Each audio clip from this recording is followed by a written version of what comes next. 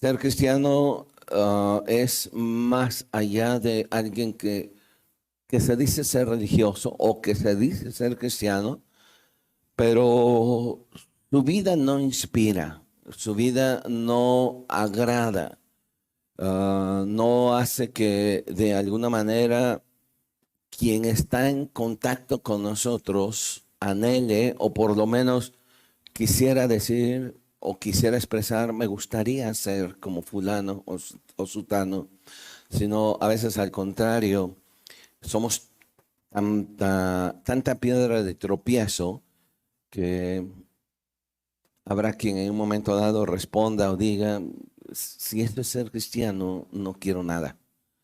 Si esa persona se dice ser cristiano, yo no quiero tener nada que ver con su Dios. Y vuelvo a repetir, aunque el versículo 18 es el que me quiero centrar, quiero leer del versículo 8 en adelante, porque habla precisamente de lo que significa ser cristiano. Y yo creo que cada uno de los que están aquí tendríamos que tomar una responsabilidad en esto.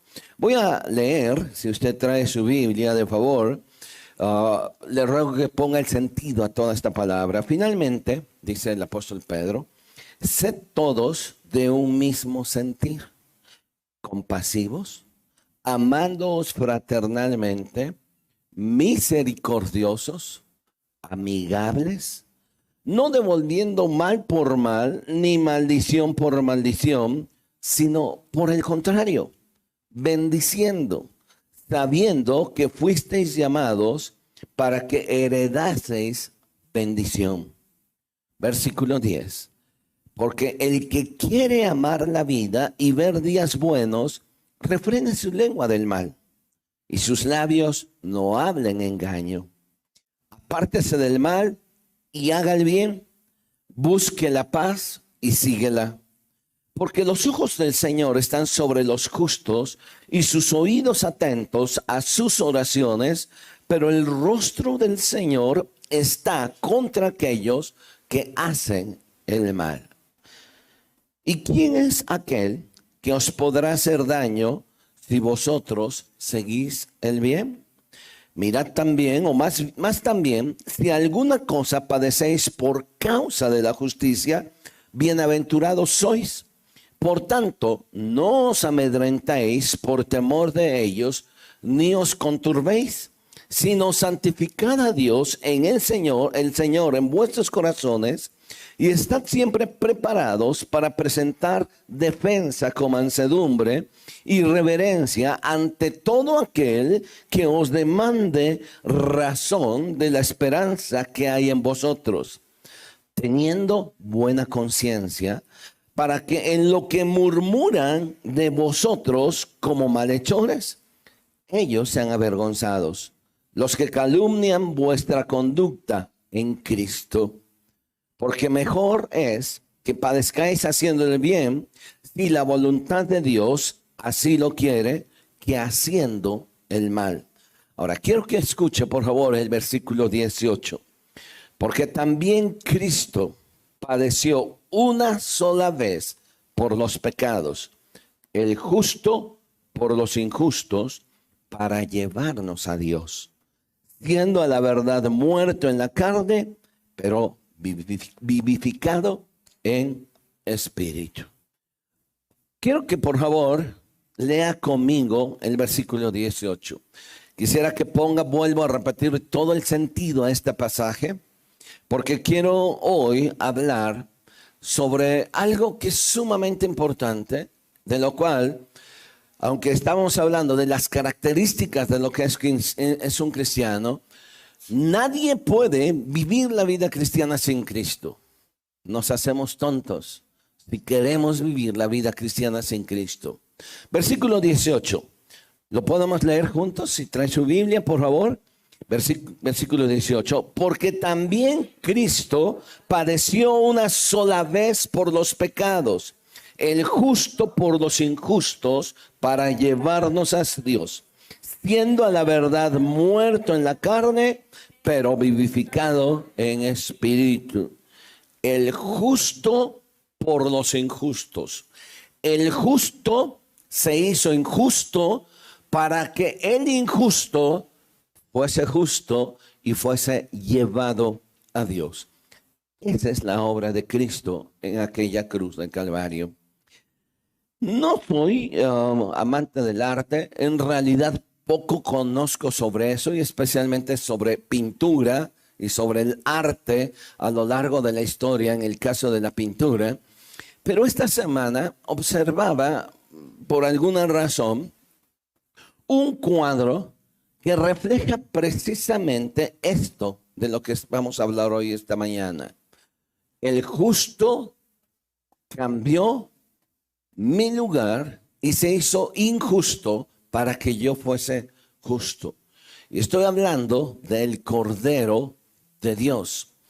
Allá por el siglo XVII, entre el año 1635 y 1640, un pintor llamado Francisco Zurbarán pintó un pequeño cuadro que actualmente está en exhibición en el Museo del Prado, allá en Madrid. Este pequeño cuadro está en óleo.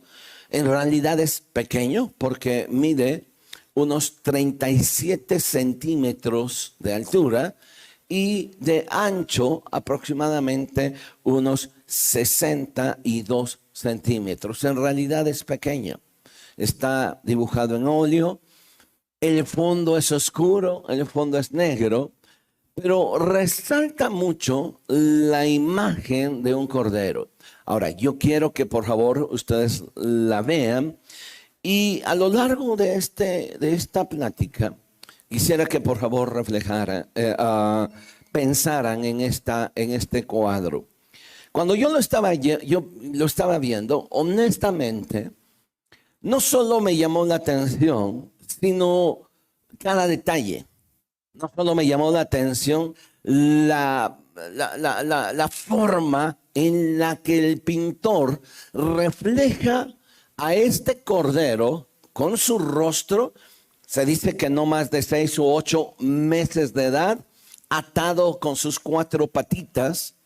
Sin embargo, con algo que es de llamar la atención. Ustedes pueden observar que no hay ningún símbolo religioso. Sin embargo, este cuadro nos remonta a el último día en el que el pueblo de Israel pasó en Egipto. El último día en el que ellos tuvieron que hacer algo, y es precisamente tomar un cordero, degollarlo, tomar su sangre y ponerlo en los dinteles y en las puertas de sus casas. Mientras yo estaba viendo este cuadro, les soy honesto, me conmoví mucho. Porque refleja humildad, refleja no sé qué tantas cosas. Me conmoví. Si ustedes tienen la oportunidad, pueden verlo. Y piensen precisamente no solo en el cuadro mismo, sino piensen en lo que representa este cordero. Ahora bien, si usted me acompaña, de favor, antes de ir al libro de Éxodo, en Juan capítulo 1, versículo 29, cuando Juan el Bautista vio a Jesús que venía hacia él, él declaró algo que tiene que ver con esta imagen. He aquí el Cordero de Dios que quita el pecado del mundo.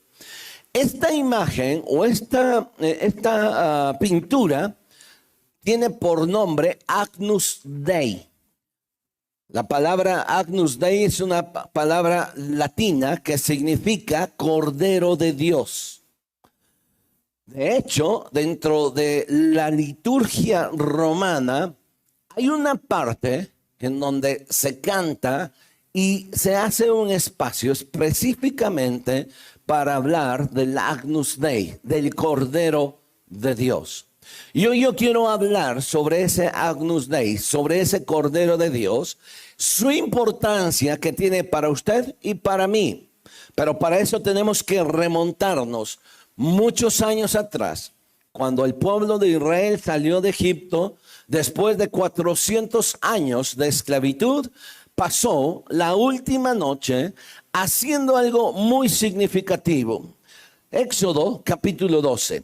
Acompáñeme de favor. Quiero leer algunos versículos de este pasaje de Éxodo capítulo 12. Habló Jehová a Moisés, dice el versículo 1. Habló Jehová a Moisés y a Aarón en la tierra de Egipto diciendo: este mes os será principio de los meses para vosotros.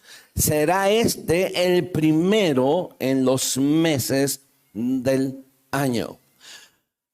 ¿Qué es lo que quiere representar esto? Bien, lo que está representando a partir de esa salida, un año nuevo, una vida nueva, una vida cambiada. Y en donde Dios le dice, este será principio de los meses para ti. Desde el momento en que tú salgas de aquí hacia la tierra prometida, pero haciendo este sacrificio, será un principio de año. En otras palabras, una vida nueva, una nueva oportunidad. Mire, déjame explicarle rápidamente. Para el pueblo judío hay por lo menos 2 calendarios con los que se rigen. Y si usted me apura un poquito más, sería un tercero. El primero tiene que ver con un calendario que es el calendario litúrgico. Y ese calendario litúrgico empieza precisamente en el mes de Nisan. Este mes de Nisan inicia con la salida del pueblo de Israel hacia la tierra prometida. Es lo que está diciendo aquí en este pasaje.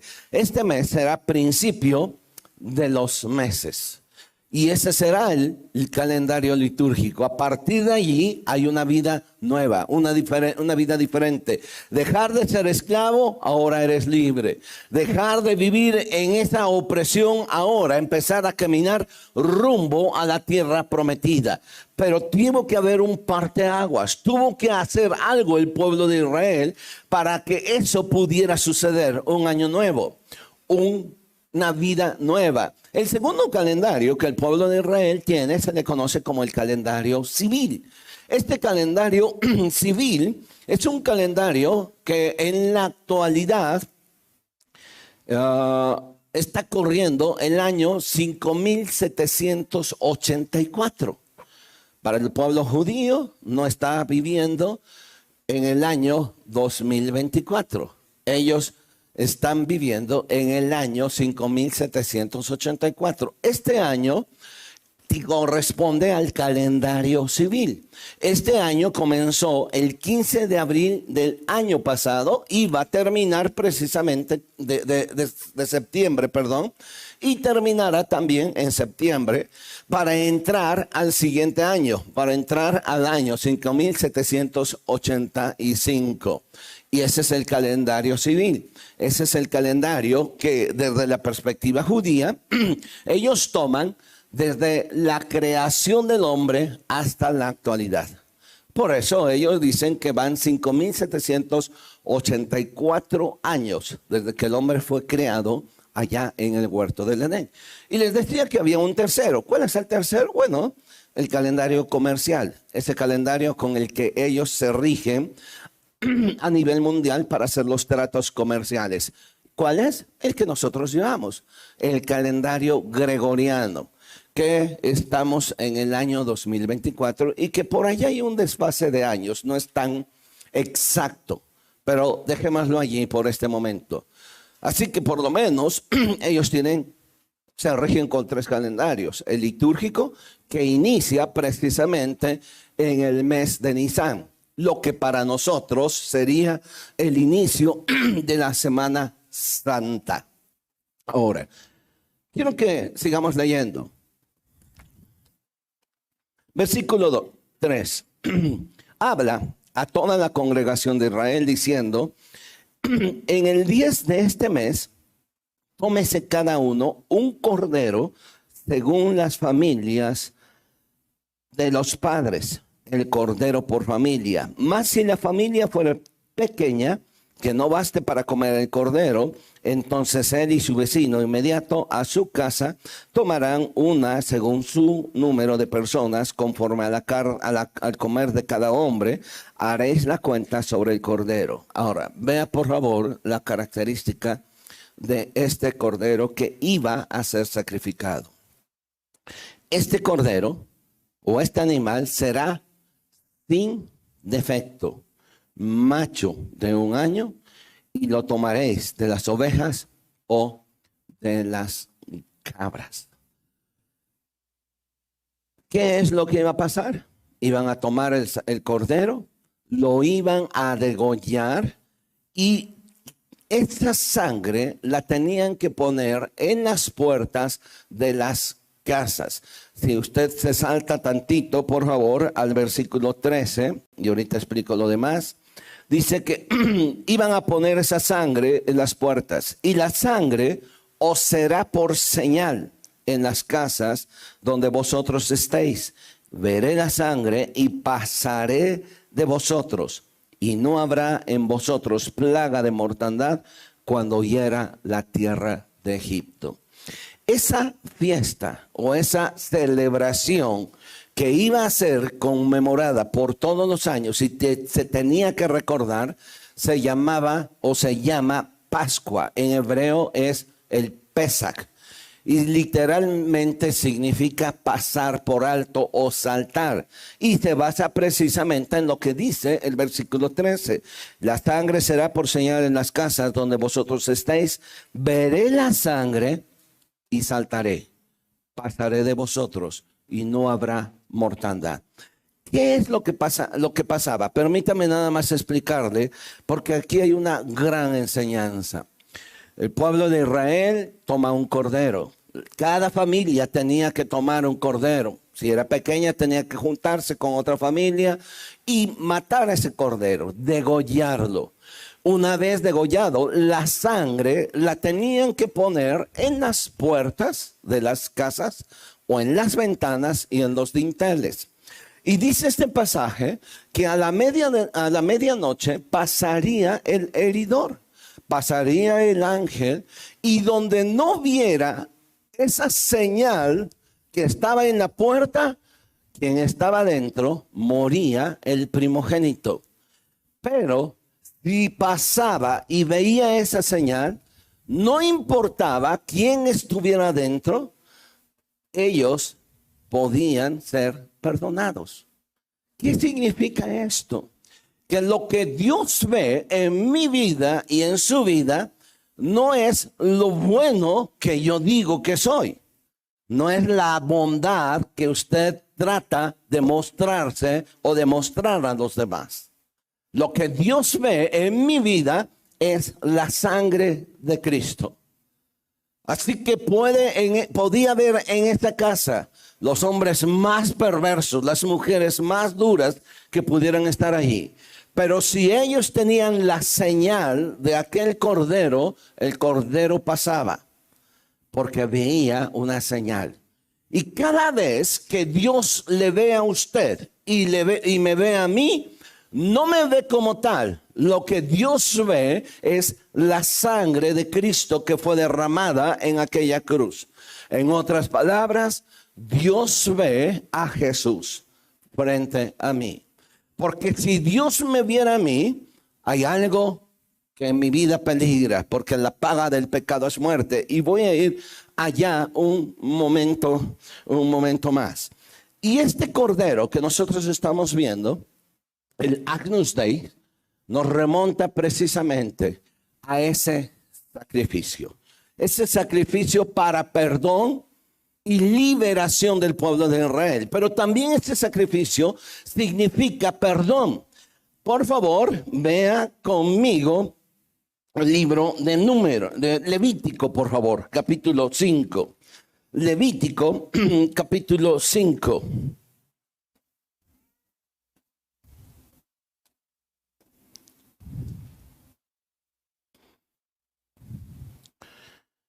Versículo 5, Levítico 5, 5. Cuando pecare, y está hablando del hombre, cuando pecare en alguna de estas cosas, confesará aquello en que pecó. La primera cosa que usted y yo tenemos que hacer cuando pecamos, lo primero que tenemos que hacer es lo suficientemente honestos para confesar nuestros pecados. Regularmente nos excusamos, regularmente somos personas que no nos gusta expresar.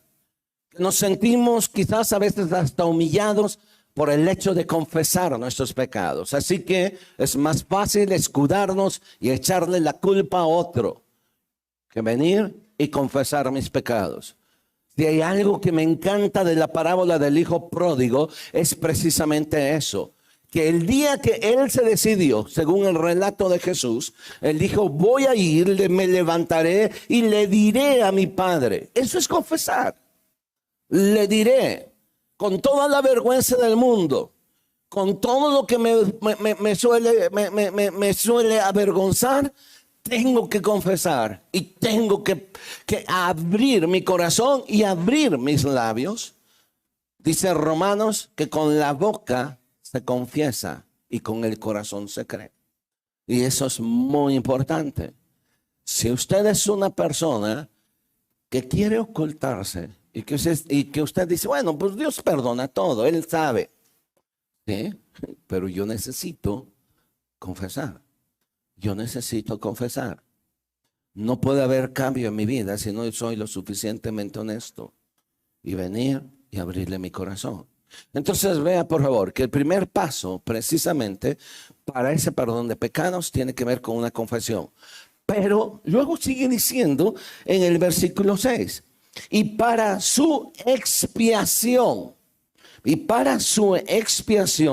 traerá a Jehová por su pecado que cometió una hembra de los rebaños, una cordera o una cabra como ofrenda de expiación, y el sacerdote le hará expiación. Se repite 3 veces expiación. La palabra expiación significa eliminación o eliminar y perdonar, pero perdonar la culpa a través de un tercero. Eso es expiar. Quien confesaba el pecado tenía que morir. Pero la eliminación de esa culpa la tomaba ese sacrificio que hacía ese hombre. En este caso habla de una cordera. Y eso es expiar. Alguien estaba cargando los pecados que eran míos, los estaba cargando sobre ese cordero. Y eso es expiar. Y cuando usted y yo, primero, confieso mis pecados delante de Dios, la segunda cosa es que entonces yo reconozco el sacrificio de ese cordero, el cual expió mis pecados, tomó mi lugar. Ese cordero recibió toda la culpa que yo tenía, ahora se la estaba transmitiendo a ese cordero. Sigan leyendo conmigo, porque hay un versículo más que quiero leer con usted. Versículo 13. Cuando venía al sacerdote, tomaba el cordero, lo sacrificaba, y vean lo que dice en el versículo 13. Y hará el sacerdote expiación. Vuelve otra vez a hablar la palabra. Hará el sacerdote una eliminación o un perdón de pecados, y ese perdón de pecados estaba cargado a través de un tercero, en este caso a través del cordero. Y hará el sacerdote expiación por él en cuanto al pecado que cometió en alguna de estas cosas. ¿Y qué va a pasar? Será perdonado, y el sobrante será el del sacerdote como la ofrenda de la vianda. Está hablando del cordero. Confesión y expiar mi culpa. Confesión y reconocer que el cordero es Jesús. Cuando Juan el Bautista vio a Jesús, cuando venía Jesús hacia él, él declaró esto: he ahí el Cordero de Dios que quita el pecado del mundo. No lo tapa, lo quita. El Agnus Dei, el Cordero, que cuando yo confieso mis pecados, cuando yo creo y hago precisamente que esta sangre que Él derramó, la pongo en mi vida, recibiéndole como mi Señor, arrepintiéndome de mis pecados y entregándole mi vida, esa sangre es puesta en mi vida. Y cada vez que el Padre Celestial me ve, no me ve a mí, no ve a Alfonso, porque Alfonso es miserable. Porque Alfonso es una persona que por muy buena que quiera parecer, es un hombre que está destituido de la gloria de Dios. La segunda cosa que quiero recalcar es esta. El Dios de la Biblia es un Dios de un carácter moral muy alto. Dios, en otras palabras, Dios es santo. Y en alguna parte de la Escritura dice que Dios es 3 veces santo. Y cuando hay esa expresión, habla de... Es una hipérbole, es algo grande. Dios es santo y su santidad no permite pecado. El carácter de Dios, que es santo, condena ese pecado. Romanos capítulo 6, versículo 23. El apóstol Pablo, abordando el tema del pecado, dice en el versículo 23, porque la paga del pecado es muerte. No hay otra forma. La paga del pecado es muerte, mas la dádiva de Dios es vida eterna en Cristo Jesús, Señor nuestro. La paga del pecado es muerte. Ahora, si usted observa, no está diciendo la paga de los pecados, porque también es fácil decir que sí, soy pecador, he hecho algunos pecados, pero hay otros que hicieron el doble de pecados míos. No, la paga del pecado es muerte. Tanto la persona que está a mi lado, atrás, adelante, con la que vivo o con la que yo convivo, delante de Dios es pecador. Delante de Dios ha cometido pecado. Dice Romanos capítulo 3 también, pero ahora en el versículo 23 dice lo siguiente: por cuanto todos pecaron, están destituidos de la gloria de Dios. Todos. Así que, si la paga del pecado es muerte, y todos están destituidos de la gloria de Dios, la raza humana a la cual le pertenecemos usted y yo, estamos corrompidos. Romanos, si usted ve también un momento más, capítulo 3, quiero leer del versículo 10 en adelante al 18. Y escuche lo que dice el apóstol Pablo acerca precisamente de la situación de pecado. Pocas veces se habla de esto. Nos gusta más que nos hablen de éxito. Nos gusta más que nos hablen de que somos vencedores. Pero cuando se aborda el pecado, de repente nos sentimos incómodos. ¿Por qué? No sé. Pero no hay justo ni uno. Y la paga del pecado es muerte. Y no podemos pasar por alto eso. Romanos capítulo 3, versículo 10, dice, como está escrito, no hay justo ni aún uno. No hay justo ni aún uno. Ahora, recuerda lo que dije al principio, el justo por los injustos. No lo dijo, no lo dije yo, lo dijo Pedro. El justo padeció por los injustos. El justo, siendo Jesús, se hizo injusto para que yo fuese justo delante de Dios. Pero yo, como injusto delante de Dios, dice que no hay justo ni a uno. No hay justo ni a uno. Nada hace que usted y yo podamos decir que estamos más cerca de Dios. Porque otros son más pecadores. Yo no tengo un currículum de pecado muy grande. Mire, hace años, recién conocí el Evangelio. Una de las cosas que a mí me aquejaba, y se los digo sinceramente, es que cuando yo escuchaba los testimonios de otras personas, que cómo fueron rescatados del Evangelio, testimonios impactantes, cómo fueron rescatados hacia el Evangelio y cómo fueron rescatados de una vida perdida, asesinos, ladrones, todo lo que usted quiera. Yo los escuchaba y yo decía, yo quisiera ser como ellos, porque le tengo miedo a un ratón. Y le estoy honesto, me sentía apenado cuando me decían, ¿cuándo recibiste a Cristo? No sabía tampoco, pero tampoco tenía ganas de decirle, mire, yo recibí a Cristo porque mi vida sin Cristo era esto, lo otro. Me sentía como que el que era más pecador era el que estaba más cerca de Dios. Ante los ojos de Dios, todos somos pecadores. No hay justo ni a uno. Y vea, no hay justo ni a uno. No hay quien entienda.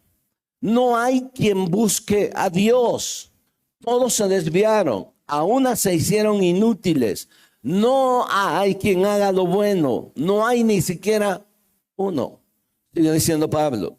Sepulcro abierto es su garganta, con su lengua engaña, veneno de áspides hay debajo de sus labios, su boca está llena de maldición y de amargura, sus pies se apresuran al mal para derramar sangre, quebranto y desventura hay en sus caminos y no conocieron camino de paz. No hay temor de Dios delante de sus ojos. La condición del ser humano es esa, pecado. Usted y yo ante los ojos de Dios estamos destituidos de la gloria de Dios y todos hemos pecado. No hay justo ni a uno. Pero recuerda precisamente lo que significa este cordero. Él tomó mi lugar. Más que una escenificación de lo que vimos en estos días, para muchas personas es bueno y quizás pueda tener su elemento didáctico si usted quiere, pero nunca se va a asemejar con la realidad con la que Jesús derramó su sangre por usted y por mí. Isaías capítulo 53, hablando de ese cordero, hablando de Jesús, dice: como cordero fue llevado al matadero, enmudeció y no abrió su boca. Este Agnus Dei del siglo XVI refleja precisamente un cordero a punto de ser degollado. No gritos, no balidos, no despotricar, simple y sencillamente esperando su muerte. Y eso es lo que hizo Jesús. Jesús dijo: nadie me quita mi vida, sino yo la pongo por ustedes. Nadie tiene mayor amor que aquel que pone su vida por sus amigos. Vosotros sois mis amigos si ustedes hacen lo que yo les mando. Así que hay algo que hoy tenemos que regresar, es a lo más sencillo, a lo básico. No se puede vivir un cristianismo sin Cristo. Usted puede ser sumamente religioso. Usted puede conocer mucho de Biblia. Usted puede ser una persona que aparente piedad, pero sin Cristo en su vida, sin esa sangre en su vida, nosotros estamos en un serio peligro, y ese peligro es muerte. La tercera cosa que quiero compartir con usted: el tabernáculo describe precisamente esa separación. Hay una separación entre Dios y el hombre, y esta separación se llama pecado. Y el tabernáculo precisamente describe eso. En el Antiguo Testamento, cuando el pueblo de Israel iba en el desierto caminando, ellos erigieron por orden de Dios una tienda, una carpa, que se le llegó a conocer como el tabernáculo de reunión o el tabernáculo de Moisés. Y en esa tienda estaba dividida en tres partes. El atrio, que era la parte externa, donde la gente podía llegar, ver, hacer sus sacrificios, llevar sus ofrendas. Los levitas tenían acceso. Pero en la parte de medio había una pequeña casita rectangular, de la cual constaba de dos partes. Era el lugar santo y luego el lugar santísimo. Ahora, quiero que me acompañe, por favor, al libro de Hebreos. Y quiero explicar un poquito acerca de esto. Hebreos capítulo 9.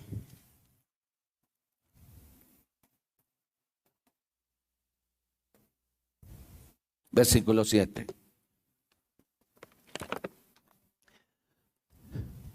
El escritor de Hebreos dice lo siguiente, versículo 7, pero en la segunda parte, ahora estamos hablando ya de lo que está en el centro. La segunda parte era esa casita rectangular que está dividida en lugar santo, y luego la parte más adentro era el lugar santísimo. En ese lugar santísimo estaba una caja que era el arca del pacto. Era de madera de acacia, forrada de oro. Por dentro, dentro de aquella caja tenía las tablas de la ley y tenía la vara de Aarón y algo de maná con el cual fue sustentado el pueblo en el desierto allí. Y dentro de esa tapa había 2 querubines tallados precisamente en oro y estaban agachados. La idea era que ese lugar representaba la presencia de Dios. Y los ángeles ni siquiera eran capaces de verse a sí mismos o ver la presencia de Dios, de tal manera que permanecían agachados. Era un simbolismo que estaba ahí. Ahora, regresemos al versículo 7. Pero en la segunda parte, solo el sumo sacerdote, solo el máximo sacerdote entraba una vez al año, no sin sangre, la cual ofrece por sí mismo y por los pecados de la ignorancia del pueblo. Muy bien, cada año, precisamente en el Pesach, en la Pascua, el sumo sacerdote tomaba un cordero. Hacía primero él un sacrificio por sí mismo, por sus pecados, porque era un hombre, no era santo. Recuerda que no hay justo ni a uno. Así que entonces el sumo sacerdote tenía que hacer un sacrificio por sí mismo, porque él se iba a presentar delante de Dios como intermediario entre Dios y el hombre. ¿Qué es lo que iba a llevar? Tenía que llevar ahora ese cordero que iba a ser degollado para que esa sangre fuera vertida en ese lugar santísimo para perdón de pecados de todo el pueblo de Israel. Ese perdón de pecados duraba un año. Así que cada año tenían que hacer lo mismo.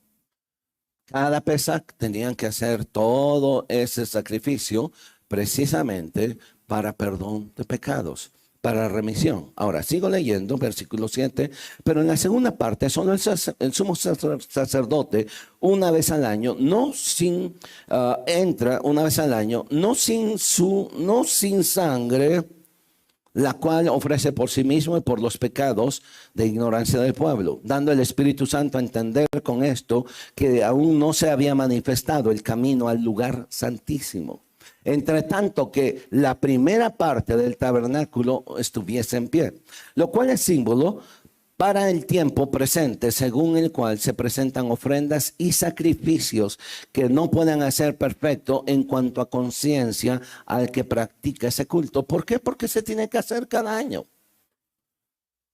Versículo siguiente.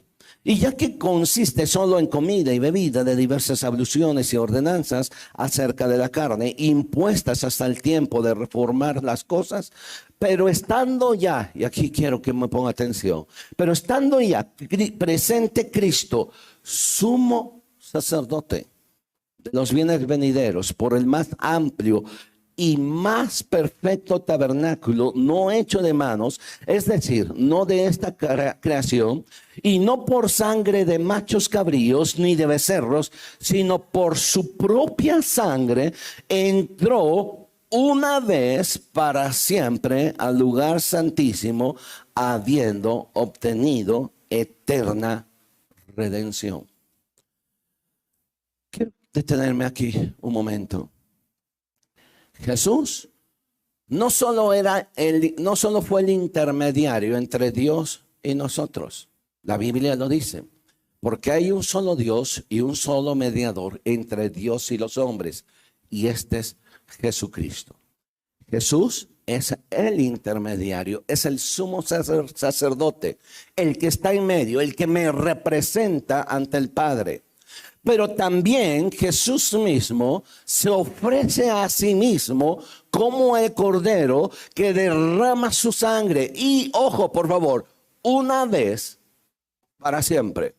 La sangre que Jesús derramó en aquella cruz hace más de 2000 años fue suficiente para que usted y yo pudiésemos obtener, dice este pasaje, eterna redención. Y ese es el sacrificio de Cristo. Eso es lo que Él hizo por usted y por mí. Y vea el versículo 14. ¿Cuánto más la sangre de Cristo, el cual mediante el Espíritu Eterno se ofreció a sí mismo sin mancha a Dios? El sumo sacerdote tenía que ofrecer perdón de pecados por sí mismo y perdón de pecados por el pueblo. Jesús no tuvo que pedir perdón por sus pecados porque Jesús fue santo. Fue el Cordero de Dios que quitó el mundo. Se ofreció a sí mismo sin mancha. Ese es Cordero que se sacrificaba en la Pascua. Ese Cordero tenía que ser sin mancha, sin defecto. ¿Qué significa sin mancha y sin defecto? No tenía que ser ni tuerto, no tenía que tener una nube, tenía que tener un pelaje limpio, no tenía que tener una pierna mala, tenía que ser perfecto. Y Jesús fue perfecto en todo. Y Él fue presentado ante el Padre y se presentó a sí mismo porque Él no tenía mancha. Ahora, vea por favor, versículo 14. Se ofreció a sí mismo sin mancha a Dios. ¿Qué hace? Limpiará vuestras conciencias de obras muertas para que sirváis al Dios vivo. Confesión, perdón de pecados, liberación, redención. Y la otra cosa, limpiará mi conciencia. ¿Cuántos de los que estamos aquí, hay cosas de las cuales no nos sentimos orgullosos, que hicimos en un pasado? Y esas cosas no solo nos avergüenzan, sino que también nos van lastimando el resto de nuestra vida. Cuando Jesús fue presentado ante el pueblo por Pilato, y Pilato le preguntó al pueblo, ¿a quién quieren que le suelte? Al lado de Jesús estaba un hombre acusado de sedición, de asesinato. Su nombre era Barrabás. Y entonces Pilato le dijo, ¿a quién quieren que suelte? ¿A Jesús el justo o a este hombre que es un peligro para la sociedad? ¿O a este hombre que realmente es pecador? ¿A quién quieren que le suelte? Y la gente prefirió a Barrabás. Ahora, hay algo bien interesante. No se sabe qué pasó con Barrabás. La historia no lo registra y tampoco algunas tradiciones, excepto por allí hay una que se dice que cuando Barrabás bajó de ese tribunal, de ese lugar, porque había sido liberado, porque alguien había tomado su lugar, bajó y él vivió el resto de su vida con un remordimiento de conciencia. ¿Por qué fui perdonado? ¿Qué hice? Se dice que en algunas ocasiones, por ahí hay algunas tradiciones y leyendas, que se le veía a Barrabás caminando en el desierto, murió por allí, pero él nunca se perdonó y tuvo un remordimiento de conciencia. Su vida hubiera cambiado si él se hubiera dado cuenta que esta liberación que él estaba teniendo tenía que ver con que Jesús estaba tomando su lugar. Piense por favor en aquellos hombres que estaban en la cruz de Calvario al lado de Jesús. Uno a la izquierda, otro a la derecha. Uno maldecía a los que estaban allá abajo y también a Jesús. Si tú eres el Hijo de Dios, también mata a todos y sálvanos a nosotros. Mientras el otro se volteó y le dijo algo, mira, cállate, porque tú y yo estamos en este lugar porque merecemos estar aquí. Cometimos un agravio en la sociedad. Así que tú y yo estamos en este lugar porque lo merecemos. Pero él no lo merece. Y cuando este hombre se volteó a Jesús, le dijo, cuando estés en tu reino, acuérdate de mí. Y Jesús le respondió, hoy estarás conmigo en el paraíso. Solo cuando confesamos nuestro pecado, recuerde otra vez, solo cuando este hombre dijo, mira, tú y yo estamos en este lugar porque lo merecemos, la verdad. Pero vuelvo a la misma.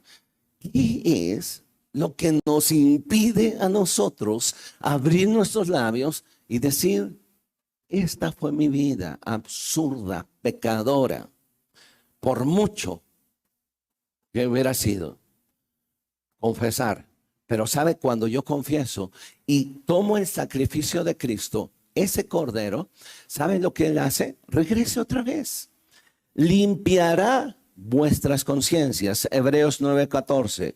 Cuanto más la sangre de Cristo, el cual mediante el Espíritu eterno se ofreció a sí mismo sin mancha a Dios, que limpiará vuestras conciencias de toda obra muerta.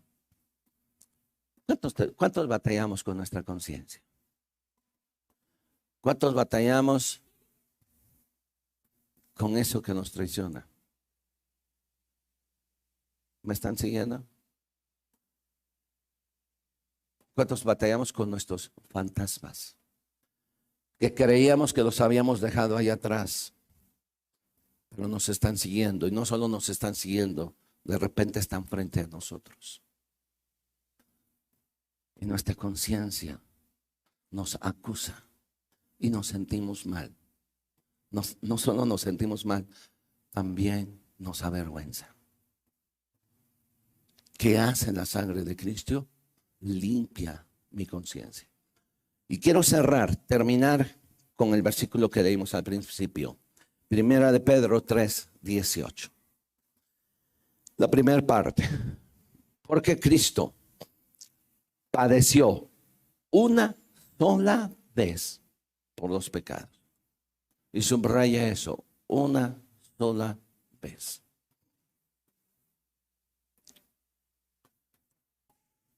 Fue suficiente. No se le puede añadir nada. El querer yo añadir algo, lo que quiero decir es que no fue suficiente lo que él hizo por mí en la cruz del Calvario. Él padeció por mí una vez por mis pecados. Pero ahora vean, el justo por los injustos. ¿Para qué? Para llevarnos a Dios. En otras palabras, lo que Jesús hizo con su sangre es tomarme de la mano y llevarme y amistarme con el Padre Celestial y hacerme su hijo. Si hoy alguien en esta mañana no ha tenido esa experiencia de entregarle su vida a Jesús, de confesar, de tomar ese sacrificio y esa sangre, ponerla en su vida y creer que cada vez que Dios le ve a usted, no le ve a usted, sino ve el sacrificio de Cristo en la cruz del Calvario.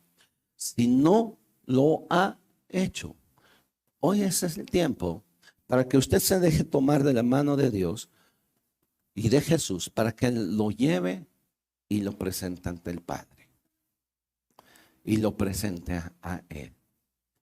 Y si hay alguien hoy en esta mañana también que tiene tiempo de cristiano, pero como yo les decía, hay una parte oscura por ahí de la cual no nos sentimos orgullosos.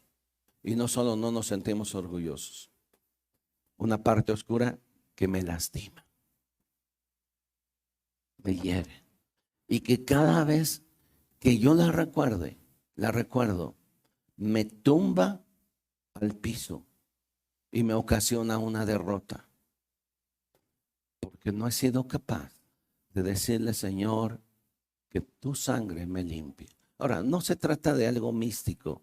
No se trata de algo como que me cubro con la sangre de Cristo, como si fuera una telaraña. No. Se trata de reconocer el sacrificio de Cristo en la cruz. Se trata de reconocer eso. ¿Ha escuchado la expresión sacrificio vicario? Bueno, el sacrificio vicario es el siguiente. Jesús, mi sustituto. Vicario es aquel que tiene el poder y la facultad de tomar las decisiones a favor de otra persona con todos los derechos legales. De tal manera que cuando Jesús toma mi lugar, Él es mi vicario. Él está tomando mi lugar. Y quien realmente merecía morir era yo. Pero Él toma mi lugar. Quiero que podamos terminar juntos. Y si usted me ayuda poniéndose en pie, de favor, abriendo su Biblia en Apocalipsis capítulo 3. Apocalipsis capítulo 3. Digo, capítulo 1, de favor.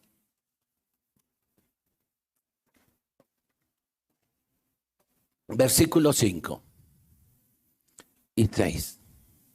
Voy a leerlo primero yo y después quiero que usted lo lea conmigo. Quiero dar este énfasis. Está hablando de Jesús. Mire, Apocalipsis habla de Jesús. Muchos tienen miedo, muchos cuando piensan en Apocalipsis, lo primero que piensan es en el anticristo. El anticristo aparece por ahí unas cuantas veces nada más. Pero el personaje central del Apocalipsis es Jesús. Apocalipsis significa revelación. Y hablando de Jesús, dice el versículo 5, y de Jesucristo, el testigo fiel, el primogénito de los muertos. Y ahora escuche, y el soberano de los reyes de la tierra, al que nos amó y nos lavó de nuestros pecados. ¿Con qué? Con su sangre. Al que nos lavó. Al que nos lavó. Al que nos lavó con su sangre. Versículo 6. ¿Y qué nos hizo? Nos hizo reyes y sacerdotes para Dios su Padre. A Él sea gloria e imperio por los siglos. Amén. Podemos leer el versículo 5, pero de la parte el soberano, de allí en adelante, lo puede leer fuerte conmigo, creerlo, hacerlo suyo. Y el soberano de los reyes de la tierra, al que nos amó y nos lavó de nuestros pecados con su sangre, y nos hizo reyes y sacerdotes para Dios su Padre, a Él sea gloria e imperio por los siglos. Amén. Ahora, lo podemos hacer, en vez de nos, le puede poner me, ¿sí? Al que me, al soberano de los reyes de la tierra, juntos, al soberano de los reyes de la tierra, al que me amó y me lavó de mis pecados con su sangre, y me hizo rey y sacerdote para Dios su Padre, a Él sea gloria e imperio por los siglos de los siglos. Amén. Este es el Agnus Dei. Podemos cantarlo. Jesús el Cordero, o el Cordero de Dios.